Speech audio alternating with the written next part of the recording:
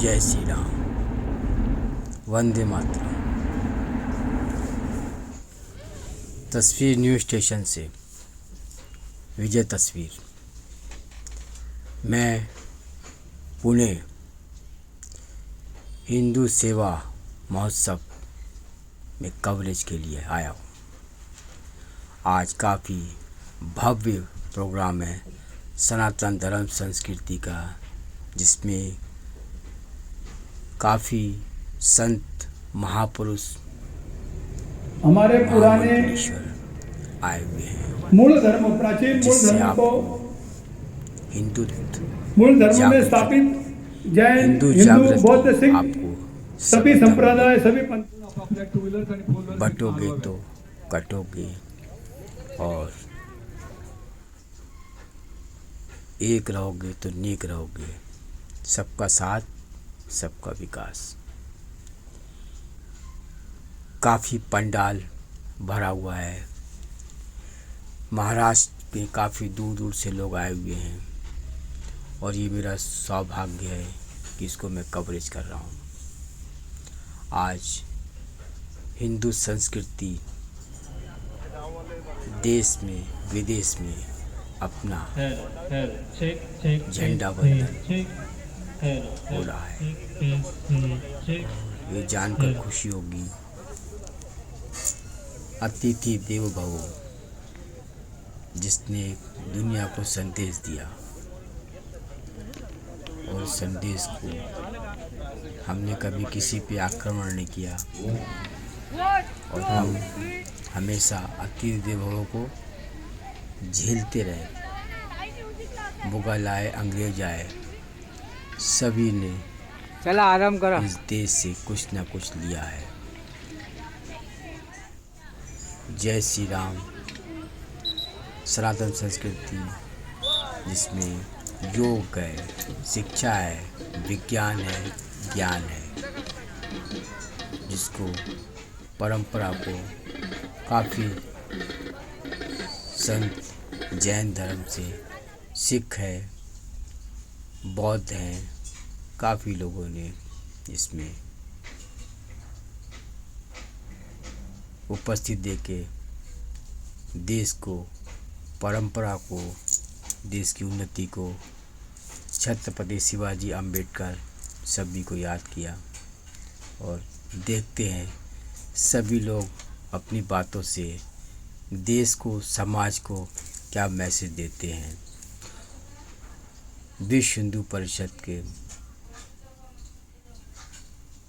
RSS Mohan Bhagwat जी भी इसमें हैं, और काफ़ी संत पुरुष भी हैं। युवा पीढ़ी देश की प्रगति में उनको ज्ञान विज्ञान की बातों को आगे ले जाकर हमारी भारतीय संस्कृति को इसमें दिखाया गया है। काफ़ी हिंदू सेवा महोत्सव है इसका नाम, और काफ़ी लोगों ने, मीडिया, पत्रकार, काफ़ी लोग आए हुए हैं हिंदुस्तान के कोने कोने से। और यही महोत्सव कुछ दिनों के बाद अगले महीने मुंबई में भी होने वाला है, ऐसा सुना है हमने। तो आइए चलते हैं। मोहन भागवत जी के आने का समय हो गया है, और कुछ ही पलों में वो आने वाले हैं, और अपने भाषण के द्वारा कुछ और भी लोग हैं जो इसमें खाली धार्मिक लोग ही हैं जो इन चीज़ों को आपको बताएंगे। ये देखो, बच्चों में खेलने की परंपरा, शिवाजी महाराज की परंपरा, महर्षि दयानंद की परंपरा को दिखाया गया है। आज के बच्चे हिंदुस्तानी सभ्यता का योग सीख रहे हैं। बालक और बालिकाएं भी हैं इसमें, और इस तरीके की झांकियों को लगाया गया है।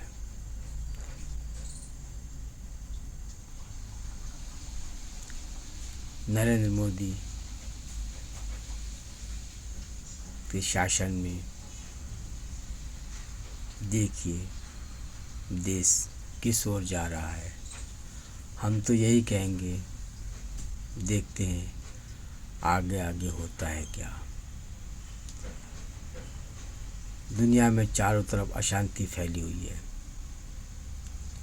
ये देश शांति की ओर संदेश दे रहा है।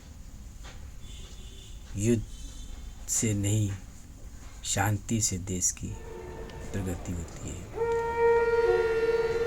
और मोहन भागवत जी पधार चुके हैं। उनके साथ ओंकार संत महापुरुष भी सम्मिलित हैं। सर्वांनी ताट बसायचंय, हाताची ध्यानमुद्रा करायची आहे।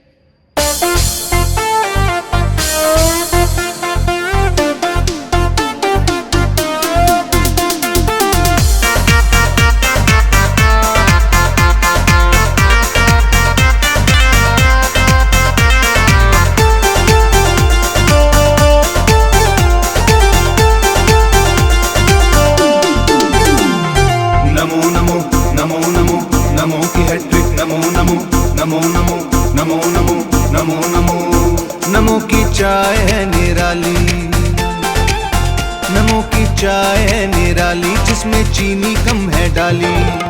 पत्ती कड़क कड़क है मसाले, पीते ही सुस्ती भाग जाती है। नमो की चाय है निराली, जिसमें चीनी कम है डाली। नमो नमो नमो नमो नमो की हैट्रिक, नमो नमो।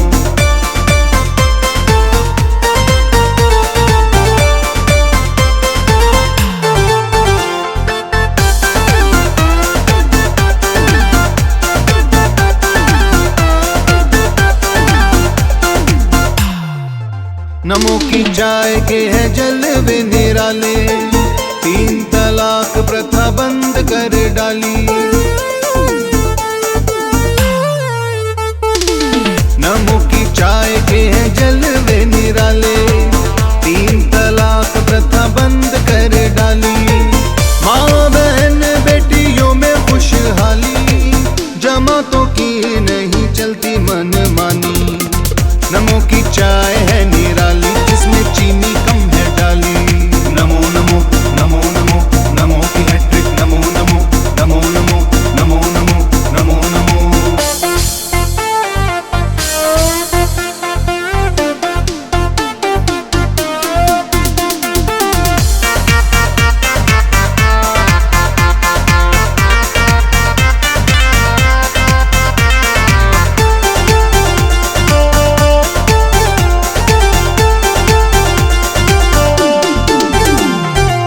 नमो ने सबको कोविड से निकाल कर नंबर 1 की उपाधि पाली। नमो ने सबको कोविड से निकाल कर नंबर 1 की उपाधि पाली। भारत का भाग्य विजय की तस्वीर, प्यार के रंगों से रंग डाली। नमो की चाय है निराली, जिसमें चीनी कम है डाली। नमो नमो नमो नमो नमो की हैट्रिक, नमो नमो नमो नमो नमो नमो नमो नमो।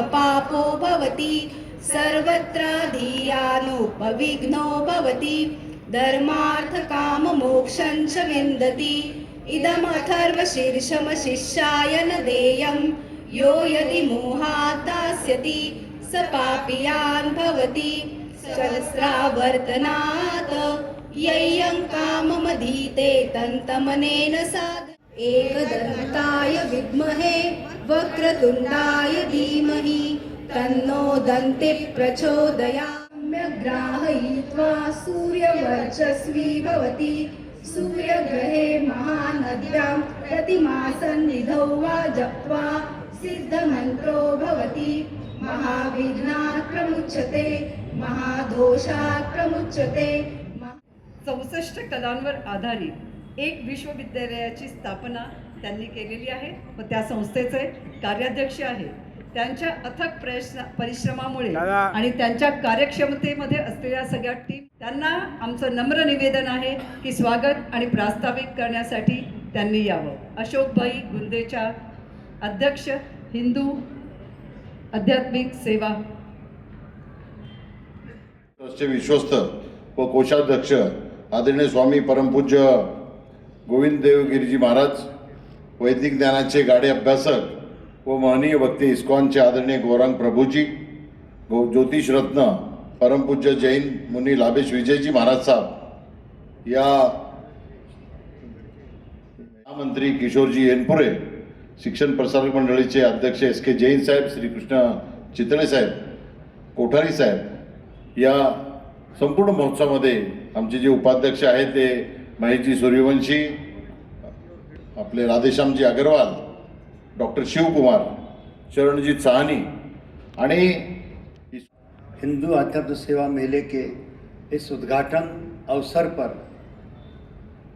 राष्ट्रीय स्वयंसेवक संघ के परम पूजनीय सरसंघ चालक माननीय मोहनराव जी भागवत, राम जन्मभूमि तीर्थ के कोषाध्यक्ष परम पूज्य गोविंद देव गिरिजी महाराज, इस्कॉन के परम पूज्य इस्कॉन गौरांग प्रभु जी, जैन मुनि लाभेश मुनि जी जो ज्योतिष रत्न हैं, इस समिति के हमारे अध्यक्ष आदरणीय कृष्ण कुमार जी, हमारे पूना चैप्टर के अध्यक्ष भाई श्री अशोक गुंदेचा जी,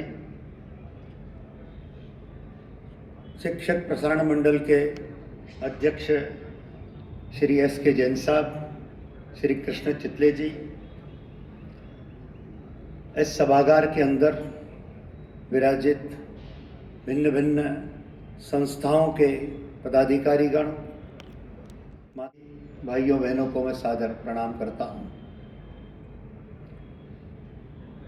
हिंदू आध्यात्म सेवा मेला का प्रारंभ 2009 के अंदर चेन्नई में श्रीमान S गुरुमूर्ति जी के द्वारा हुआ। कोई भी कार्य प्रारंभ होता है तो उसका कोई कारण रहता है।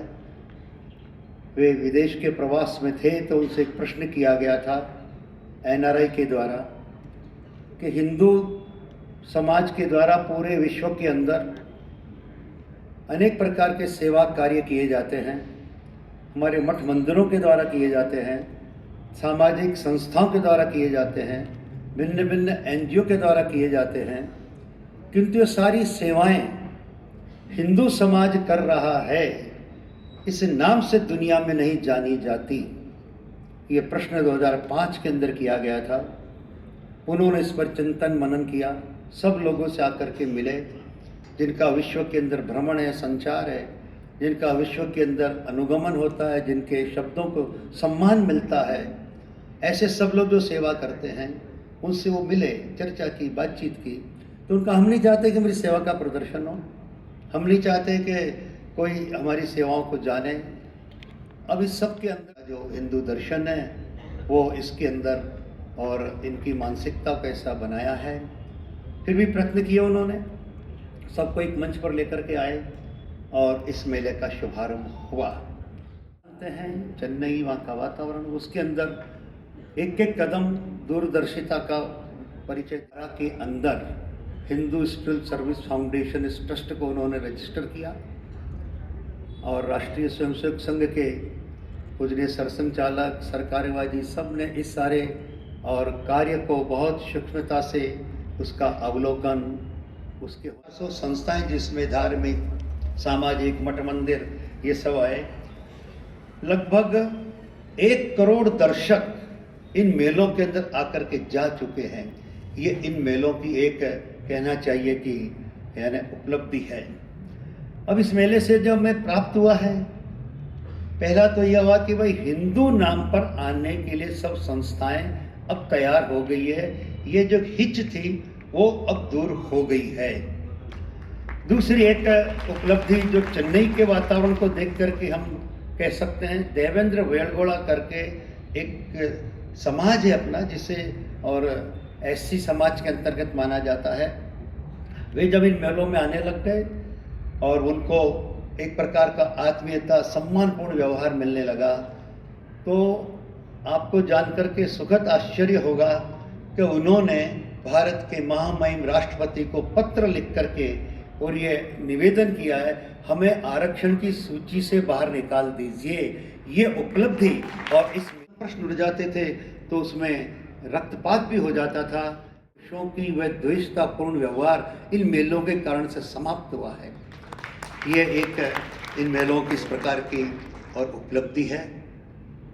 कार्यक्रमों के बारे में और बताया है। 2-3 बातें और मैं कहकर के मेरी बात को विराम दूंगा।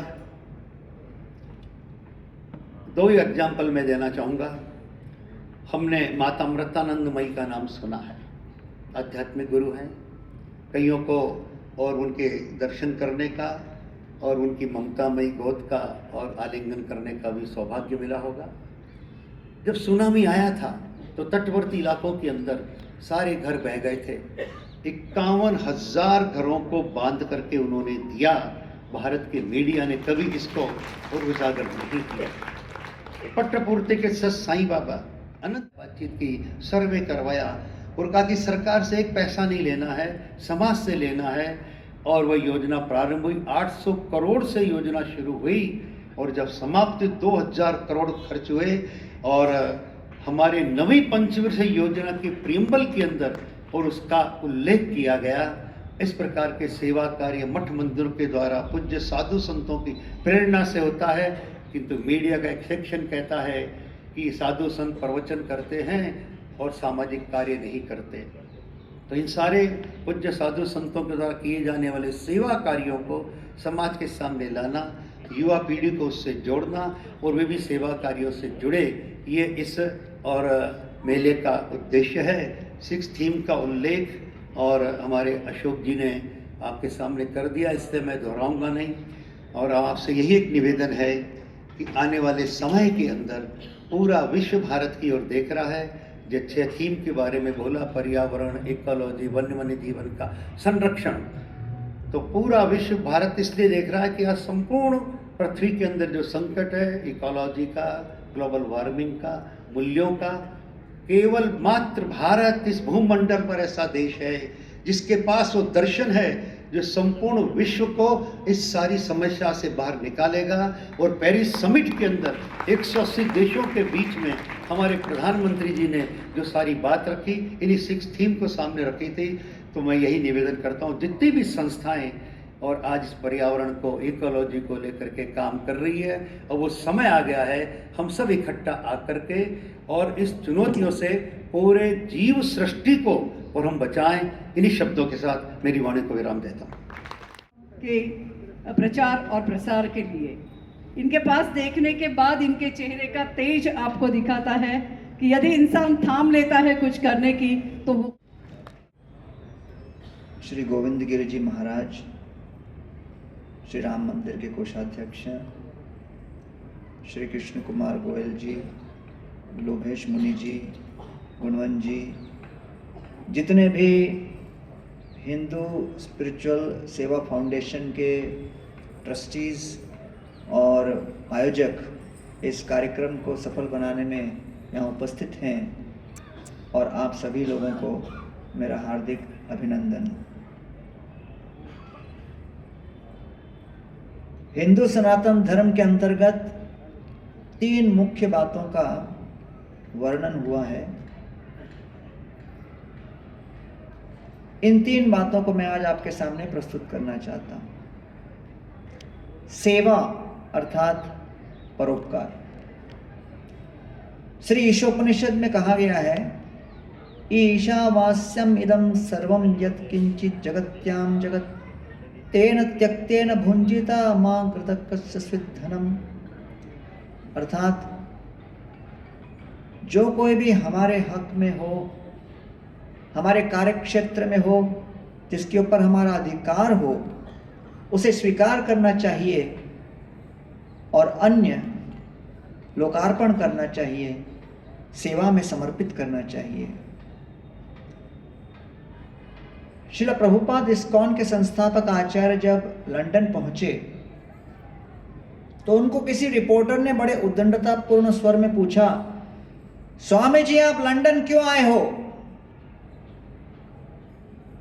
तो कृष्ण कृपामूर्ति अभय चरणारविंद भक्ति वेदांत स्वामी श्रील प्रभुपाद, उस समय उनकी आयु 75 वर्ष की थी, लेकिन इस प्रश्न के उत्तर में पूर्ण आत्मविश्वास के साथ उन्होंने कहा, मैं लंदन क्यों आया हूं? उन्होंने भारत से सोना चांदी हीरा मोती लूट लूट के लेके गए, लेकिन भारत का सबसे अनमोल रत्न भगवत गीता लूटना भूल गए, उसका होम डिलीवरी करने आया।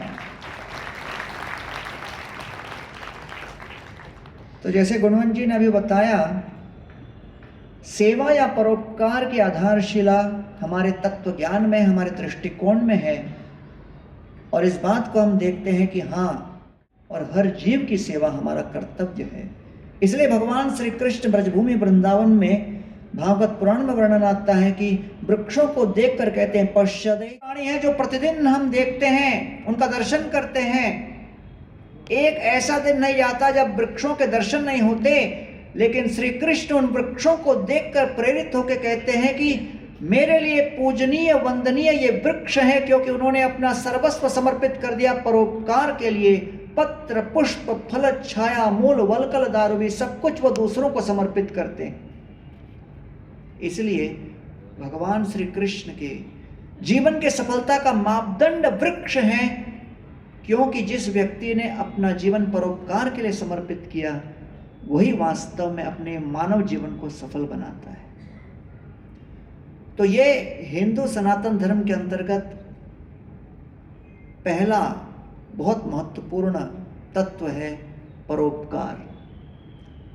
दूसरा महत्वपूर्ण तत्व है आचार और विचार, क्योंकि जब तक हम अपने आचार विचार को परिवर्तित नहीं करेंगे, तब तक परोपकार के लिए हमारी क्षमता नहीं उत्पन्न हो सकती। इसलिए अयम बंधु परो वेति गणनाम लघु चेतसाम उदार चरिताणाम तु वसुदैव कुटुंबकम। माननीय प्रधानमंत्री मोदी जी ने G20 के समय भारत के लिए ये नारा रखा था, वसुदैव कुटुंबकम। आचार विचार इस प्रकार हो जिससे हम दूसरों को, हर प्राणी को, 84 लाख योनियों को हम अपना ही परिवार का सदस्य माने, स्वीकार करें। और जब इस प्रकार का आचार विचार होता है, तब परोपकार की भावना अपने आप हृदय में पनपती है।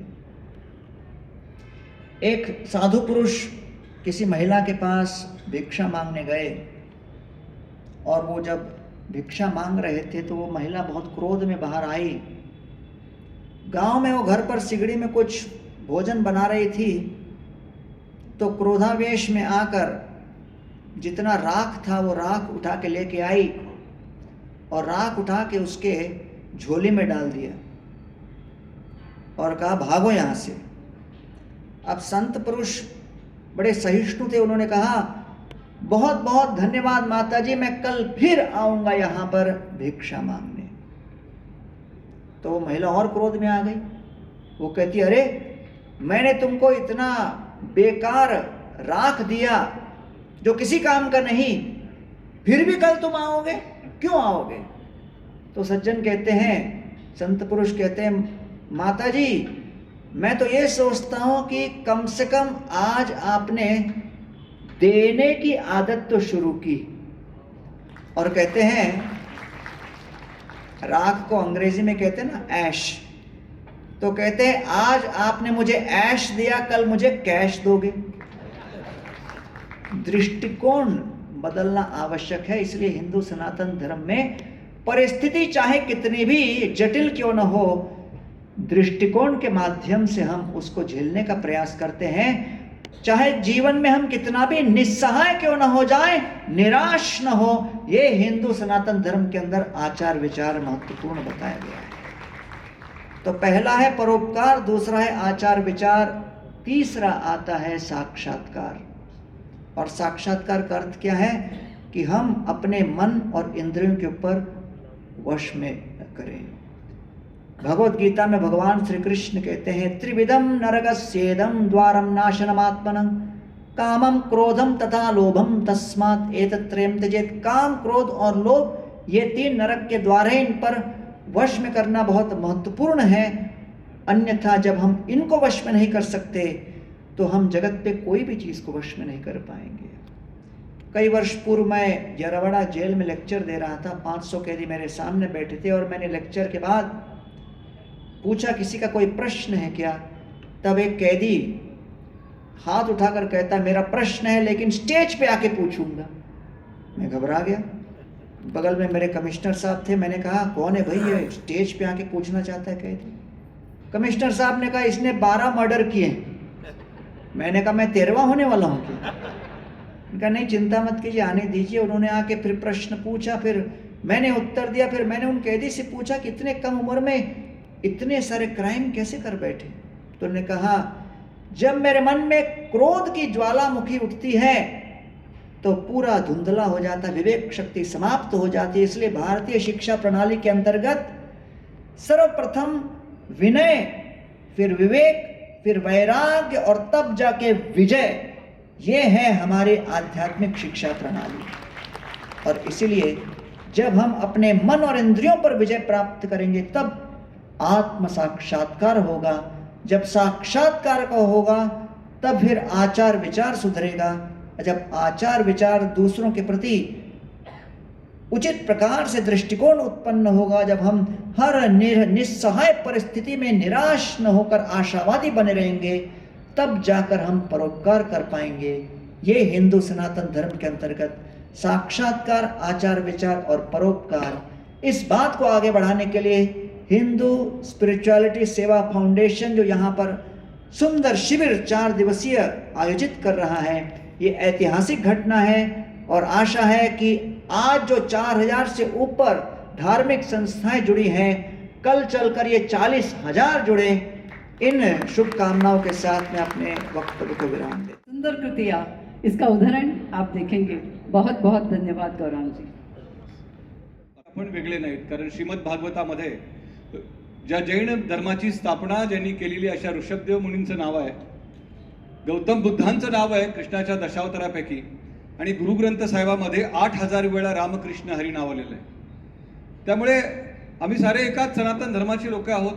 आज आपल्यामध्ये परमपूज्य लाभेश विजयी मुनिजी महाराज जे ज्योतिष रत्न आहेत ते पण आलेले आहेत। आपल्याला माहिती आहे की महाराष्ट्र गोसेवा आयोग याच्यावरती मी सदस्य आहे आणि याच्यामध्ये 15,000 गोशाळा आपल्या देशामध्ये आहेत, त्यातल्या 12,000 गोशाळा आपले जैन बांधव सांभाळतात।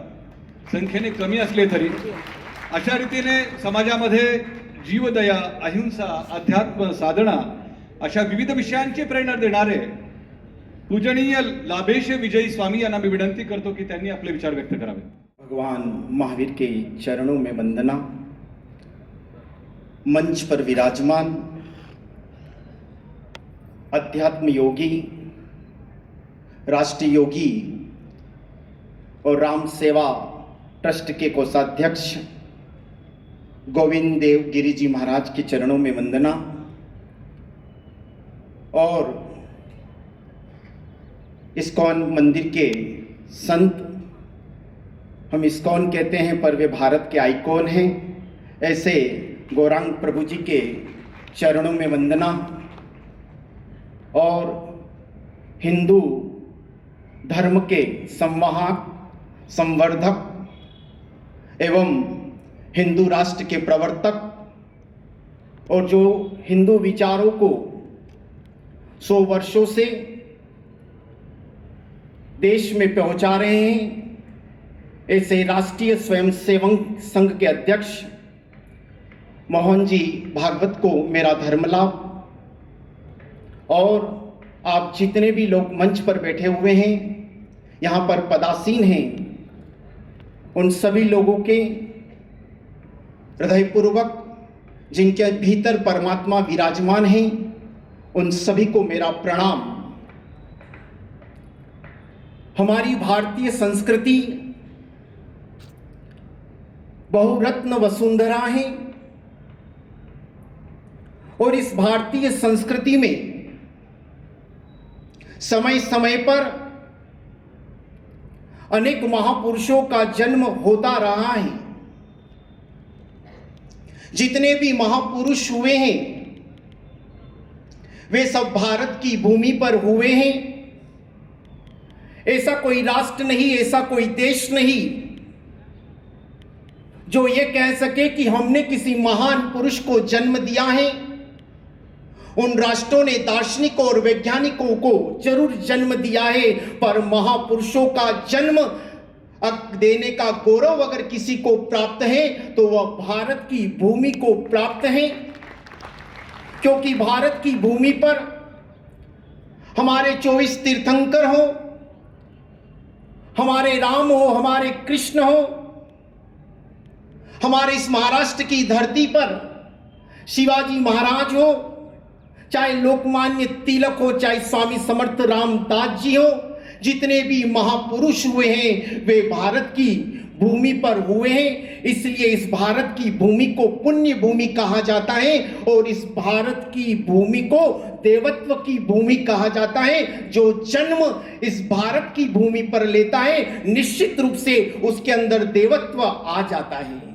ऐसी ये गौरवशाली परंपरा के अंदर सबसे प्राचीन धर्म है जिनका विकास और जो अनादि है जिनका विकास भारत की भूमि पर हुआ, वे दो ही धर्म हैं, एक हिंदू धर्म और एक जैन धर्म, जिसे श्रमण परंपरा कहते हैं और जिसे वैदिक परंपरा कहते हैं। ये दो ही धर्म इस भारत की भूमि पर हुए और इनका विकास भी भारत की भूमि पर हुआ है। और ये दोनों धर्म चाहे इनके शरीर अलग अलग हैं पर इनकी आत्मा एक है और इनके दोनों के जो भी दर्शन है कहीं न कहीं दोनों धर्म समान है। भगवान ऋषभ देव जो हमारे जैन धर्म के प्रथम तीर्थंकर है, उन प्रथम तीर्थंकर का भी वैदिक धर्मों के अंदर उल्लेख किया गया है और प्रथम तीर्थंकर के रूप में भगवान ऋषभ देव को मान्यता दी गई है। ऐसा ये दोनों धर्म समानांतर धर्म है और आज इन समांतर धर्म के जो उद्देश्य है, जो सिद्धांत है, वह दोनों एक है। जियो और जीने दो, आत्म तत्व सर्वभूतेषु, वसुधैव कुटुंबकम और अहिंसा परमो धर्म, ये दोनों धर्म इन सिद्धांतों को मानते हैं और धीरे धीरे इन सिद्धांतों पर आगे बढ़ रहे हैं। और आज यहाँ पर हिंदू आध्यात्मिक सेवा संस्थान द्वारा, शिक्षण प्रसारक मंडली द्वारा आज यहाँ हिंदू सेवा महोत्सव का भव्य आयोजन किया गया है। 2025 में कुंभ का मेला प्रयागराज में प्रारंभ होने वाला है, पर आज ये सेवा कुंभ इस पूना की धरती पर प्रारंभ हो गया है, क्योंकि सेवा धर्म से बड़ा कोई धर्म नहीं है। चार हिंदू धर्म, बौद्ध धर्म, सिख धर्म और जैन धर्म जो सेवा के परिचायक है, इनकी जड़ों के अंदर सेवा धर्म सदा और सर्वदा रहा हुआ है। क्योंकि संसार के अंदर अगर सेवा और धर्म कोई कर सकता है तो वह मात्र मनुष्य कर सकता है। सेवा और धर्म का काम इस जगत के अंदर दूसरा कोई प्राणी नहीं कर सकता है। सेवा और धर्म का कार्य सिर्फ मनुष्य कर सकता है। तो इन चार धर्मों के द्वारा आज यहाँ पर सेवा धर्म का मेला लगा हुआ है। इस सेवा धर्म के मेले का एक ही उद्देश्य है कि हमारी आने वाली पीढ़ी, हमारे आने वाला कल इस संस्कृति को, हमारे आचार विचार को, हमारे महापुरुषों के बताए हुए मार्ग को और जो हमारी संस्कृति की जो पहचान है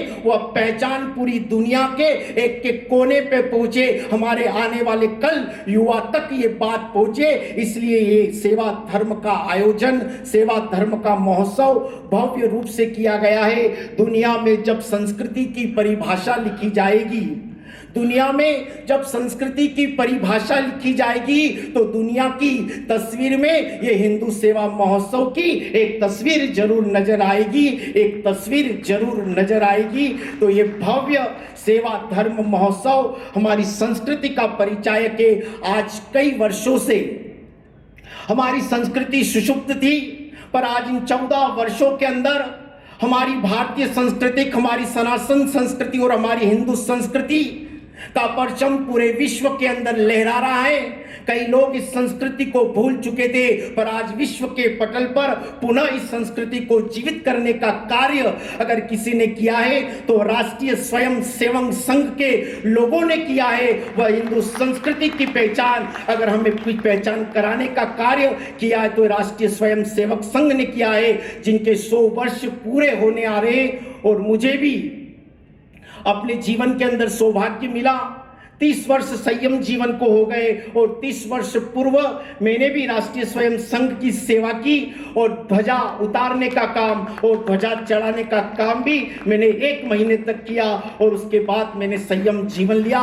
तो मैं आप लोगों से एक ही बात कहना चाहता हूं कि हिंदू जो राष्ट्र है, हिंदू जो संस्कृति है, उस संस्कृति में हम पंथ, मजहब, संप्रदाय को भूल जाए और अगर हम पंथ और संप्रदाय के अंदर रह गए तो हम कहीं न कहीं बहुत कुछ खो देंगे। समय को जिसने नहीं समझा उसे मिटना पड़ेगा और जो तलवार से बच गया उसे फूलों से कटना पड़ेगा। तो हम लोग सब संगठित हो, समन्वय के साथ हमारी भारतीय संस्कृति को हम आगे बढ़ाएं। और आज मुझे भी यहाँ पर बोलने का मौका दिया हमारे दादावाड़ी टेम्पल ट्रस्ट के अध्यक्ष हमारे अशोक भाई गुंदेचा, जिनका आग्रह था, जहां दादावाड़ी में चातुर्मास था, उन्होंने विशेष आग्रह किया कि गुरुदेव आप जरूर इस कार्यक्रम के अंदर पधारिएगा।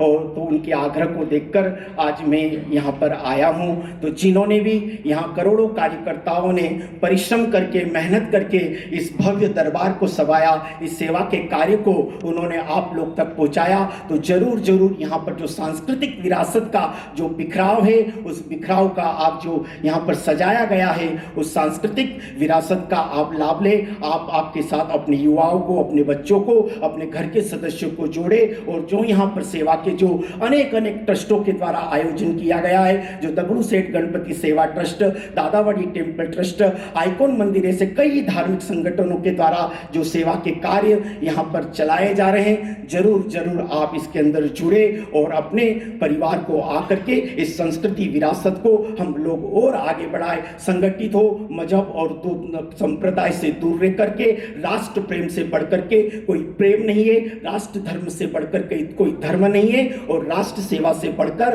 दुनिया में कोई सेवा नहीं है। इस देश के प्रति, इस संस्कृति के प्रति हम समर्पित रहे। यही बात कह के मैं अपनी बात पूरी करता हूँ। खूब अर्थसंघानां रसानां छंदसामपि मंगलानां च कर्तारौ वंदे वाणी विनायकौ। नमामि सद्गुरुं शांतं सच्चिदानंद विग्रहं पूर्ण ब्रह्म परानंदम ईशम आनंदी वल्लभम। प्रपन्न पारिजाताय तोत्रवेत्रैकपाणये ज्ञानमुद्राय कृष्णाय गीतामृतदुहे नमः। माधुर्य रसकल्लोलां शिवशक्त्यैकरूपिणीं अमृतानुभवार्थाय वंदे ज्ञानेशनंदिनीं। यस्य वेदमयी वाणी, यस्य देवमयी तनुः, यस्य ब्रह्ममयी दृष्टिः, स गुरुः पातु मां सदा। आपदामपहर्तारं दातारं सर्वसंपदां लोकाभिरामं श्रीरामं भूयो भूयो नमाम्यहम्।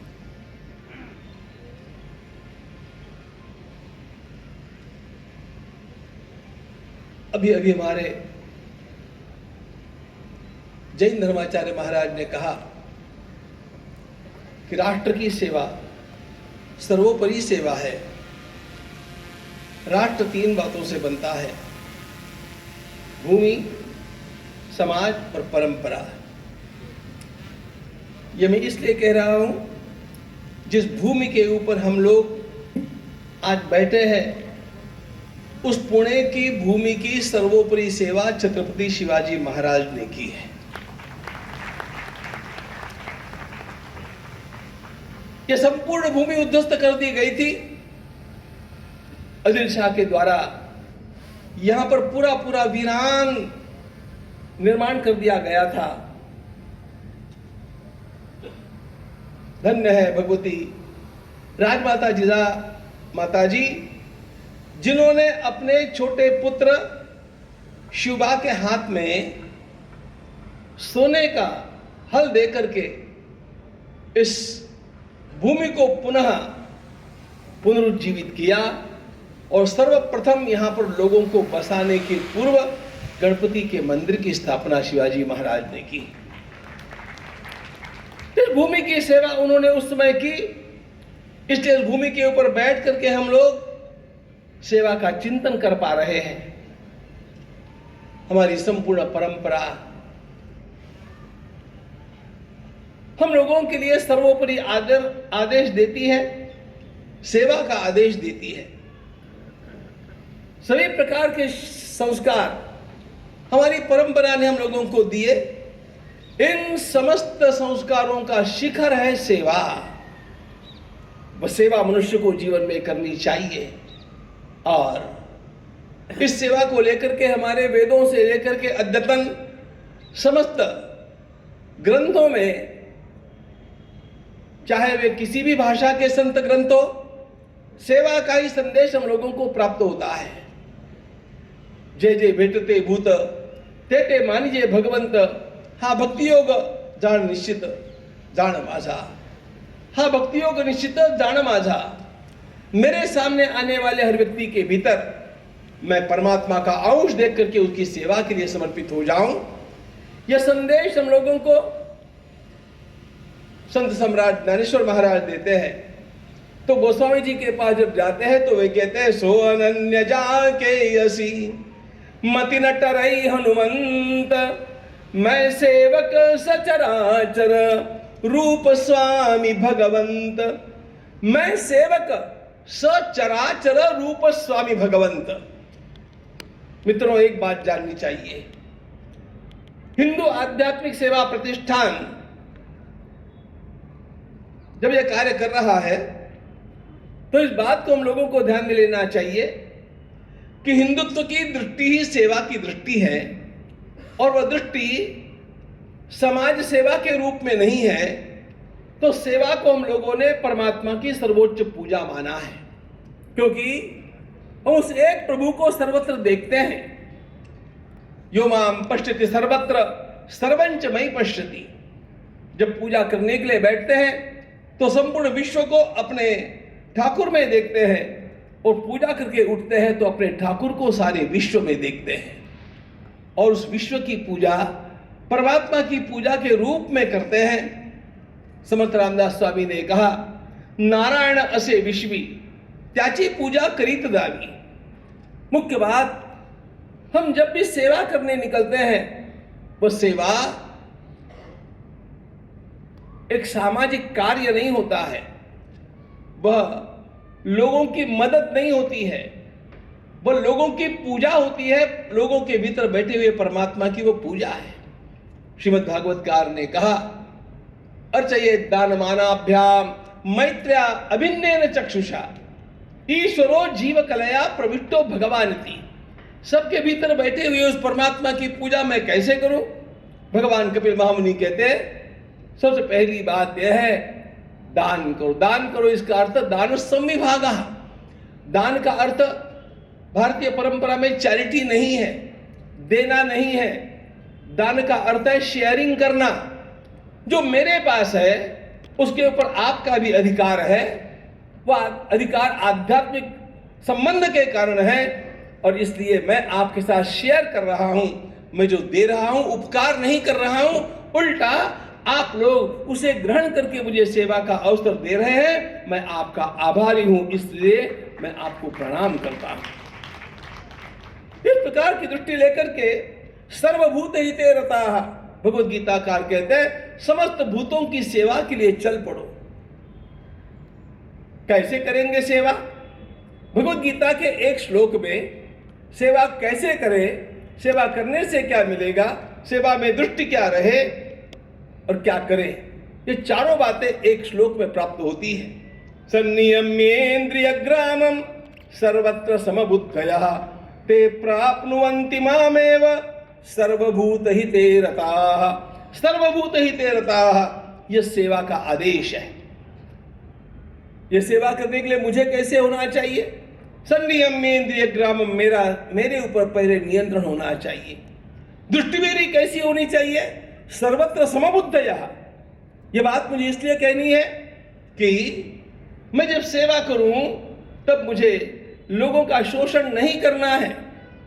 हिंदुओं के द्वारा, हिंदू धर्मपीठों के द्वारा, हिंदू आचार्य मठ मंदिरों के द्वारा की जाने वाली सेवा और आक्रामक धर्मों के द्वारा की जाने वाली सेवा के अंतर को समझिए। वे लोग सेवा करते हैं, निश्चित रूप से करते हैं, लेकिन मतांतरित करने के लिए करते हैं। और हिंदू धर्म संगठन जब सेवा करते हैं तो लोगों को स्वतंत्र रख करके उनका किसी प्रकार का शोषण न करते हुए केवल सेवा ही सेवा करते हैं। इस अंतर को ध्यान में लेकर के चलना पड़ेगा। सर्वत्र समबुद्धयः ते प्राप्नुवन्ति मामेव सर्वभूतहिते रताः। और भगवान कहते हैं जो इस प्रकार की सेवा करता रहेगा उसे क्या मिलेगा? भगवान कहते हैं वो सीधा मुझ तक चला आएगा। उसने अन्य कुछ किया अथवा नहीं किया, इसका विचार मैं नहीं करता। जो लोगों की सेवा करेगा और सेवा करते समय अपने को पूरी तरह समर्पित कर देगा, भगवान कहते हैं ते प्राप्नुवन्ति मामेव, वह अपने आप मुझ तक आकर के पहुंचेगा। इस हिंदू जीवन दृष्टि को ध्यान में लेकर के हम लोगों को चलना चाहिए। अभी भी मैंने श्रवण किया, हिंदू शब्द का स्वीकार करने में आरंभ में लोग हिचकिचा रहे थे। एक बात ध्यान में रखना मित्रों, कभी भी किसी भी प्रकार इस हिंदू शब्द के साथ समझौता नहीं किया जाना चाहिए। यह एकमात्र शब्द हम लोगों को तारने वाला शब्द है, एकमात्र। इसके अनेक पर्यायवाची शब्द मैं जानता हूं। हम सनातनी हैं, हम वैदिक हैं, हम आर्य हैं, हम भारतीय हैं, दैट्स ओके। उस विषय का गहराई से चिंतन करने का यह समय नहीं है, लेकिन सबको लेकर के चलने वाला एक ही शब्द है, हम हिंदू संस्कृति के संवाहक हैं और हम उस भारत माता के पुत्र हैं जिस भारत माता ने हम लोगों को किसी पर आक्रमण करना सिखाया नहीं, लोगों को संस्कार देना सिखाया, लोगों की सेवा करना सिखाया। आक्रामक धर्मों को जानिए और अनाक्रामक धर्म को जानिए। भारत में जितने भी संप्रदाय निर्माण हुए, भारत में जितने भी पंथ चले, भारत में जितने भी उपासना मार्ग खिले, ये सभी के सभी अनाक्रामक हैं। इन्होंने किसी पर आक्रमण नहीं किया और भारत के बाहर से आए हुए जो भी है वो आक्रामक है। इस बात को हम भूले नहीं। और इसलिए इन आक्रामकों के द्वारा की जाने वाली सेवा, ये हमारा एक्सप्लॉयटेशन कैसा है, और भारतीय लोगों के द्वारा की जाने वाली सेवा, ये विशुद्ध सेवा कैसी है, यह हमारे ध्यान में आनी चाहिए बात।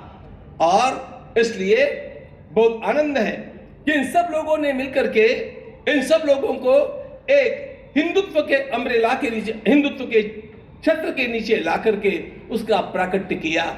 वास्तव में हम लोग अपनी परंपरा से सेवा करना भूल जाना, सेवा करना प्रदर्शन नहीं करना, सेवा करना विज्ञापन नहीं करना, इन्हीं संस्कारों में पले। इसलिए कभी भी इस प्रकार का विज्ञापन नहीं किया गया, एकत्र लाकर के दर्शाया नहीं गया। लेकिन आज का जमाना ऐसा है मित्रों, लोगों को ये जानकारी पहुंचाए बिना लोगों को पता भी कैसे चलेगा। इसलिए जिन्होंने यह आयोजन किया है उन सारे संयोजकों का, आयोजकों का मैं अंतःकरण पूर्वक अभिनंदन करता हूं कि आपने अत्यंत योग्य कार्य किया। नई पीढ़ी के अंतःकरण में यह भाव जागृत होने लग गया बाहर से लोग आते हैं, कैसी कैसी सेवा करते हैं। हमारे मठ मंदिर, हमारे धर्माचार्य क्या करते हैं? अरे कैसे कैसे सेवा में लगे हुए हैं हमारे धर्माचार्य। आसेतु हिमाचल सर्वत्र आप इस दृश्य को देखेंगे, लेकिन वह एकत्रित रूप में दिखाना आवश्यक था। यह कार्य आपने किया, यह अत्यंत महत्वपूर्ण कार्य है और इस कार्य के लिए आप सभी का अंतःकरण पूर्वक अभिनंदन है। हिंदुओं की यह जीवन तो है, समाज को एक दृष्टि देने की आवश्यकता है। सेवा केवल दान धर्म करने से नहीं की जाती, सेवा केवल रोगी की नहीं की जाती, सेवा सुबुद्ध लोगों की भी करनी आवश्यक है। सेवा का अर्थ क्या है? सेवा एक किसी क्रिया का नाम नहीं है। अनुकूल्यन वर्तनम सेवा, यह सेवा की व्याख्या है। जिस समय समाज पुरुष को जिस प्रकार की आवश्यकता होगी, उस समय उस प्रकार की आवश्यकता को पूर्ण करना, यह सबसे बड़ी सेवा है।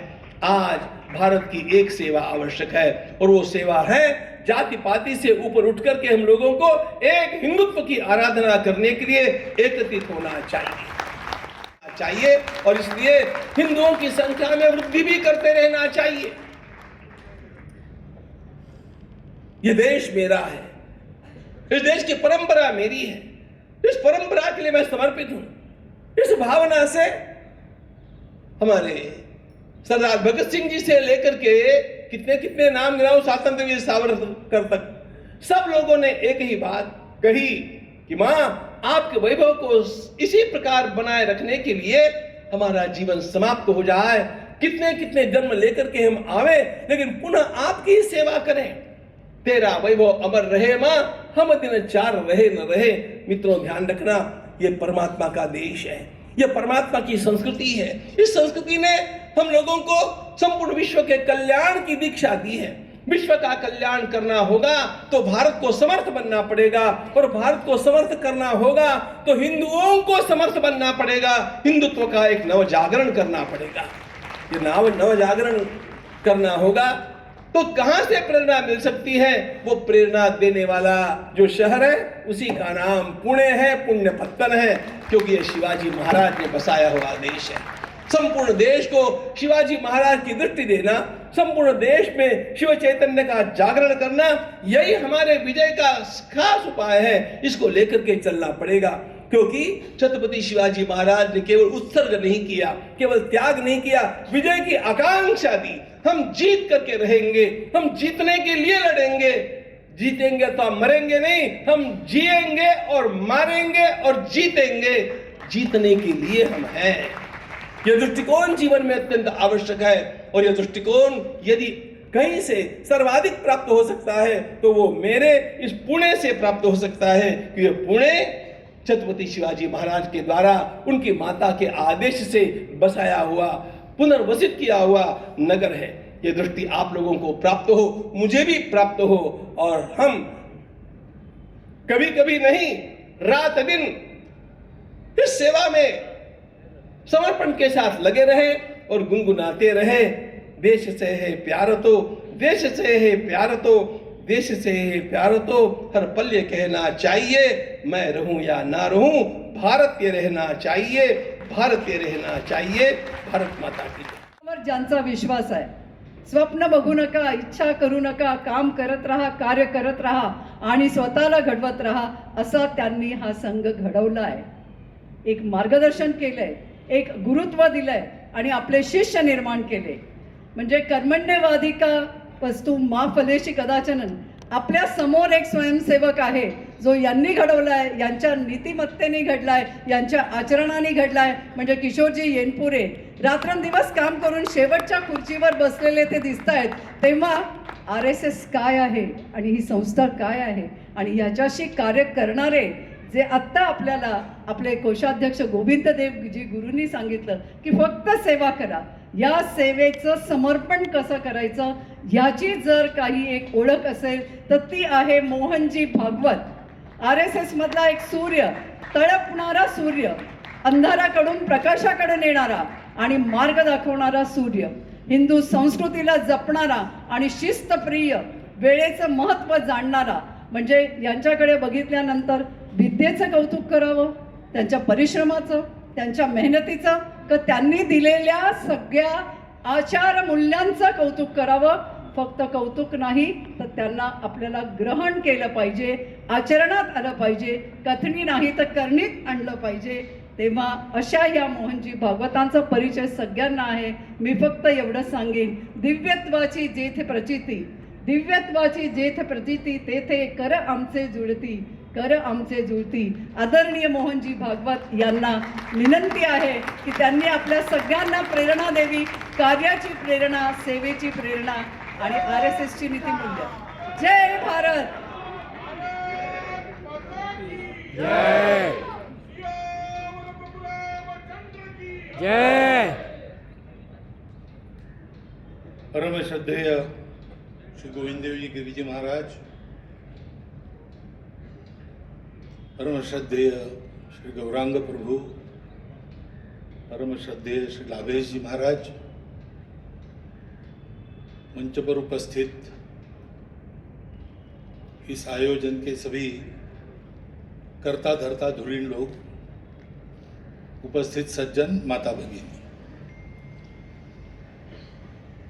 अभी बताया गया मेरे परिचय में कि समय का महत्व बड़ा मैं जानता हूँ, तो मुझे जब शुरू करना था वो समय कब का बीत गया.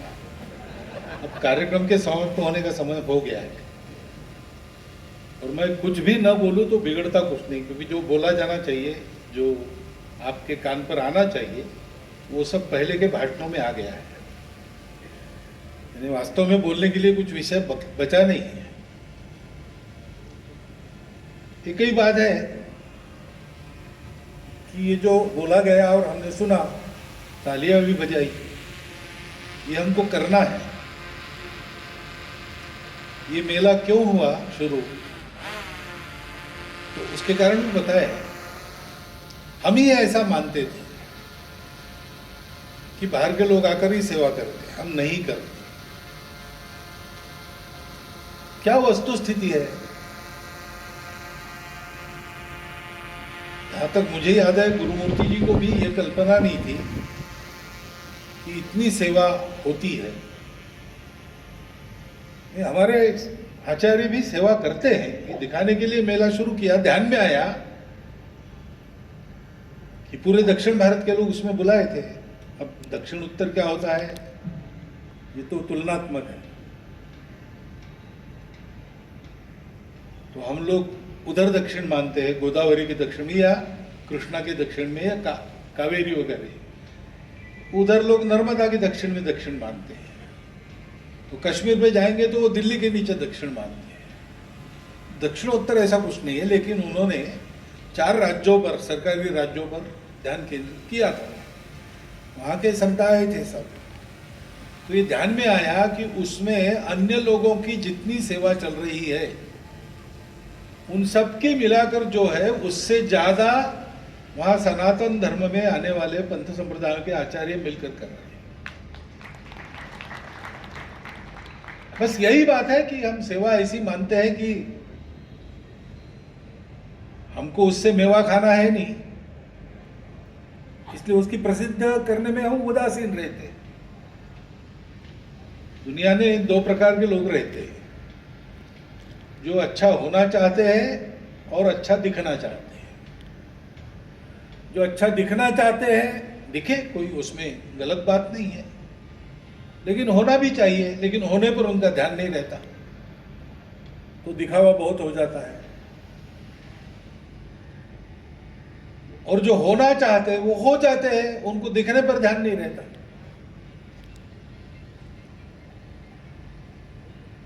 तो उसको, उनका कुछ नहीं बिगड़ता न दिखने से.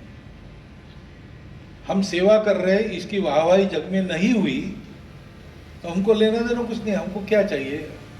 कामये दुख तप्तानाम प्राणिनाम आरती नाशनम, इतनी हमारी कामना है. तो राजा रंतिदेव 12 साल के अवर्षण से अपने प्रजा को बचाने के लिए घोर परिश्रम उन्होंने किया और बहुत थककर घर पर आए और घर में देखा कि कटोरा भर सत्तू है. तो राजा रानी, राजकुमार और राजकुमारी चारों बैठ गए खाने के लिए। घड़ा भर पानी था। वो शुरू करे उसके पहले एक याचक आ गया सामने अपने कुत्ते को लेकर। तो राजा ने अपना हिस्सा दे दिया। उसने खाया, कहा कि पेट नहीं भरा। तो रानी ने दिया, पेट नहीं भरा। राजकुमार ने दिया, तो उसका पेट भर गया। उसने कहा मेरा कुत्ता भूखा है। तो राजकुमार ने अपना हिस्सा उसको दे दिया।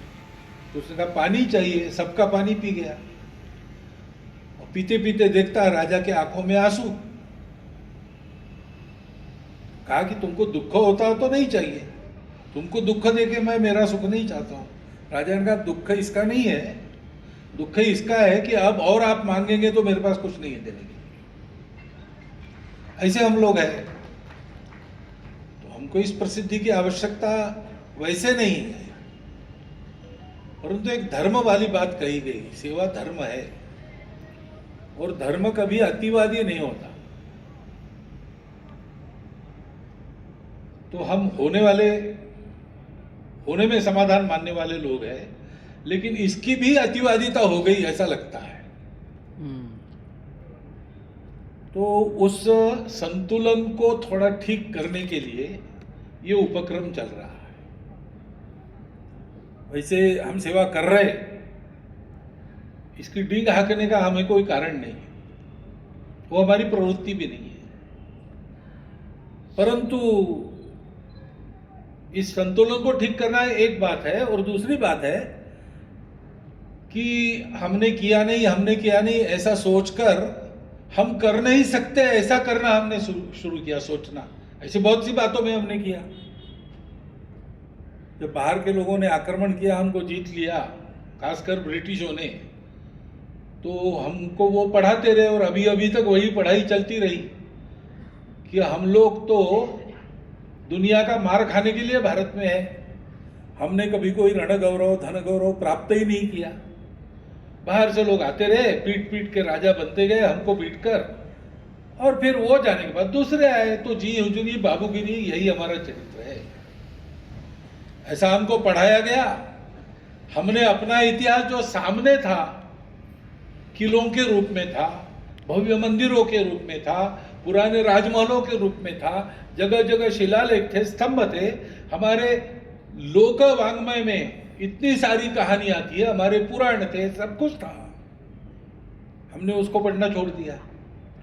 तो हमारे लोगों को हमारे पूर्वज पराक्रमी नहीं थे तो हम पराक्रमी नहीं है, ऐसा हम चले।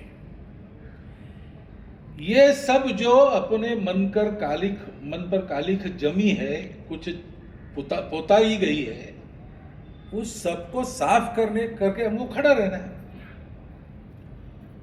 तो इसलिए सभी बातों की अतिवादिता छोड़कर धर्म का मध्यम मार्ग लेकर हमको चलना है। वो धर्म, उसको हिंदू धर्म कहते हैं, लेकिन है तो वो सनातन धर्म है। उसका शास्त्र लिखते समय उसको हिंदू धर्म नहीं कहा गया, मानव धर्म कहा गया। उसमें मोक्ष धर्म है, पूजा है, खान पान रीति रिवाज ये है, लेकिन वो उसका आचार धर्म है जो बदलते रहता है देश काल परिस्थिति के अनुसार, और अनेक प्रकार हो जाते हैं धर्मों के। लेकिन मूल सब धर्मों का धर्म जो है वो एक ही है, शाश्वत धर्म है, वो मानव धर्म है, वो विश्व धर्म है, वही हिंदू धर्म है। अब उस धर्म को दुनिया भूल गई। उनका भी वही धर्म है लेकिन वो भूल गए। तो आज तरह तरह की समस्याएं हैं, पर्यावरण की समस्या है, विश्व शांति की घोषणा करके अपना प्रभुत्व स्थापन करते हैं। तो एक तरफ विश्व शांति की बड़ी घोषणा हो रही, हमको भी उपदेश किया जाता है, लेकिन उधर युद्ध नहीं थम रहे। यहाँ हमको बताया जाता है कि आप जरा अल्पसंख्यकों की चिंता करो, लेकिन वहां अल्पसंख्यकों की क्या दशा है हम देख ही रहे ना। अब होगा वहां मन से भी इन बातों को चाहने वाले लोग होंगे, लेकिन उनको ये ध्यान में है कि हम मन से कितना भी चाहे हो तो नहीं रहा, जैसा हम चल रहे उसमें ये नहीं होता। ये अगर होना है तो भारत चाहिए, भारत की परंपरा चाहिए। उन्होंने ये करके दिखाया है, और आधुनिक इतिहास की स्मृति में 3000 साल तक ये करके दिखाया है। तो इसकी आवश्यकता उनको भी है। वो आवश्यकता पूरी करना हमारा काम है। और हमारा काम है तो पहले हमको स्मरण करना चाहिए। स्मरण करने के लिए देखना चाहिए, पढ़ना चाहिए। दिखाने पढ़ाने के लिए एक उपक्रम है।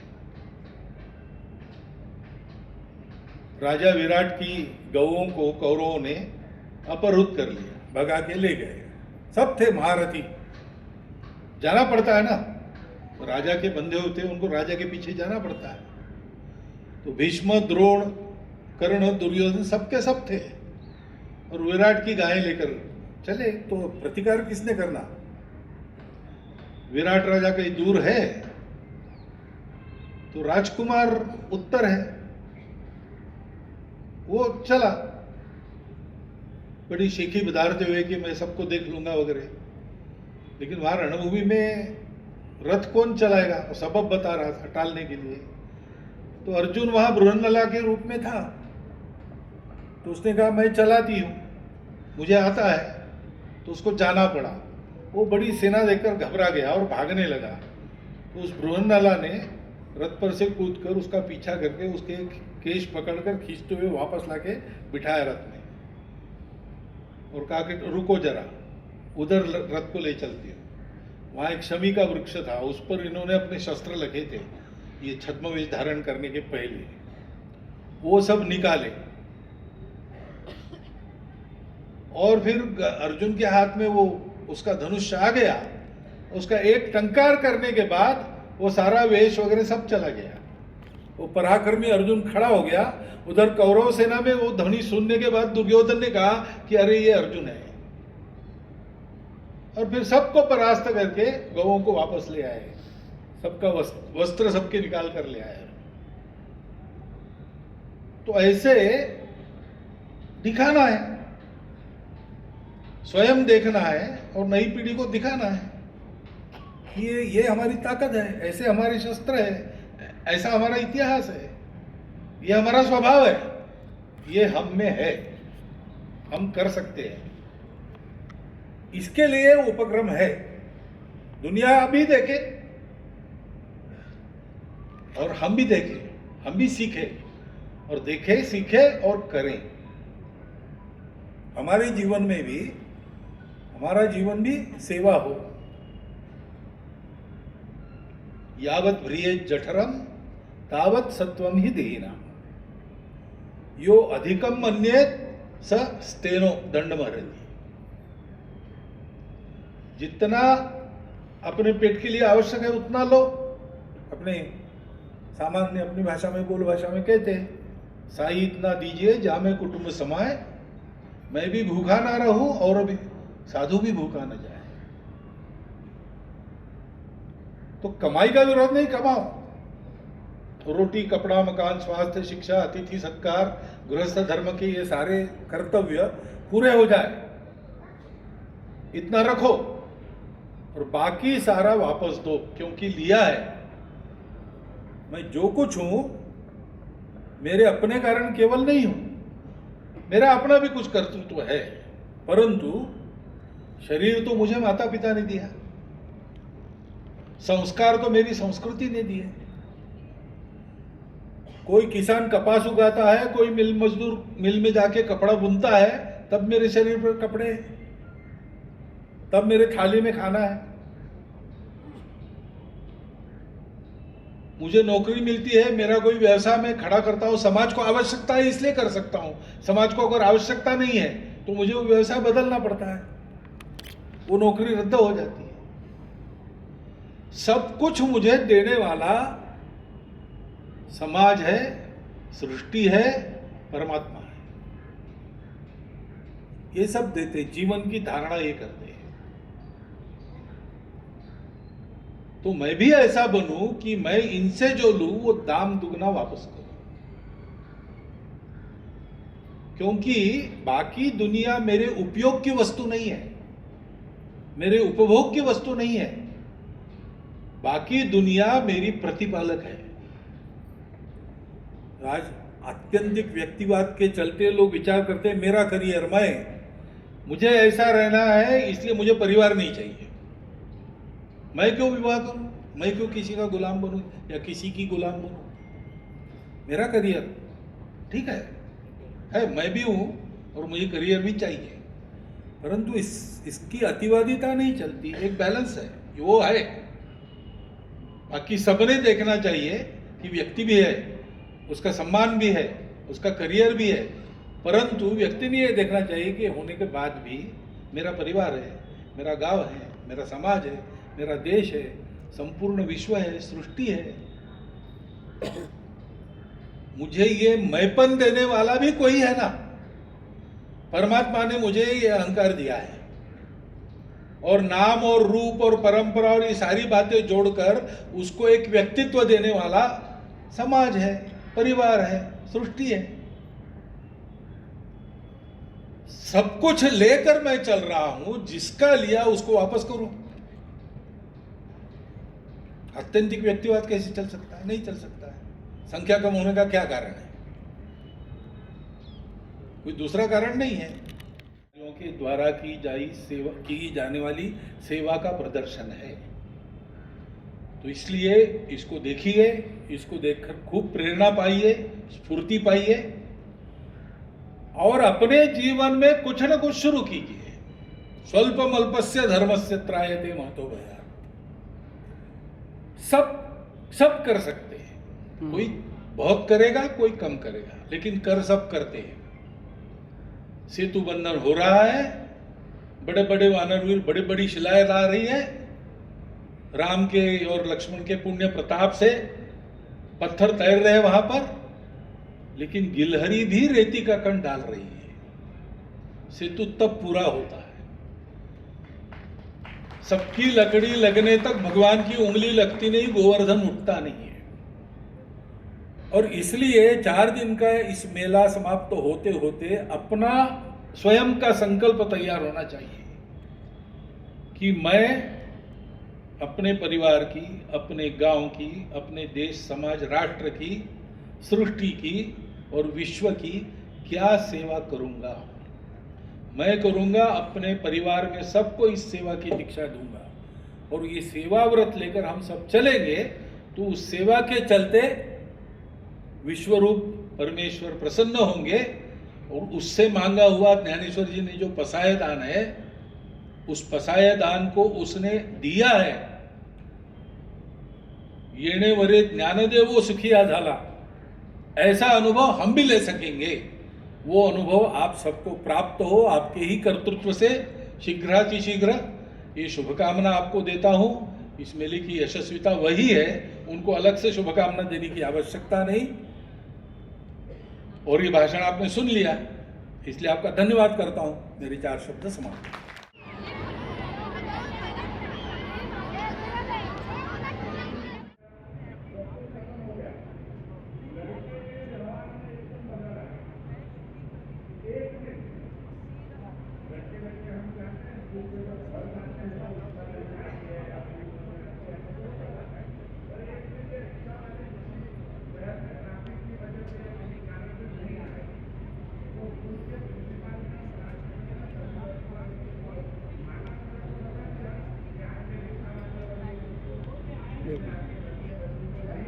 नीचे बैठा।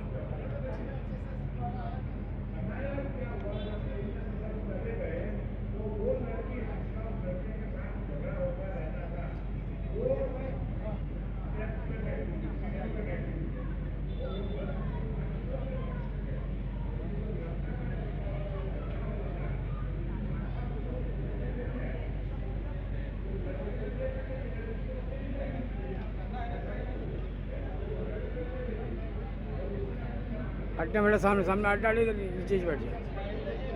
हटना।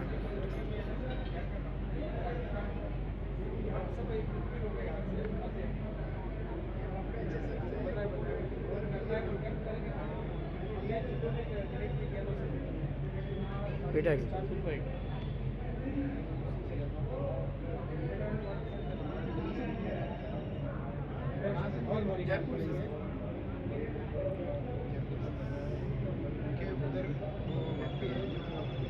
भर के सिक्योरिटी के साथ लेकर आते हैं। ले जाता हूँ, वापस लेके भी जाते बॉक्स के साथ, हर एक का बॉक्स है इंडिविजुअल। उधर जाके कलेक्शन जाके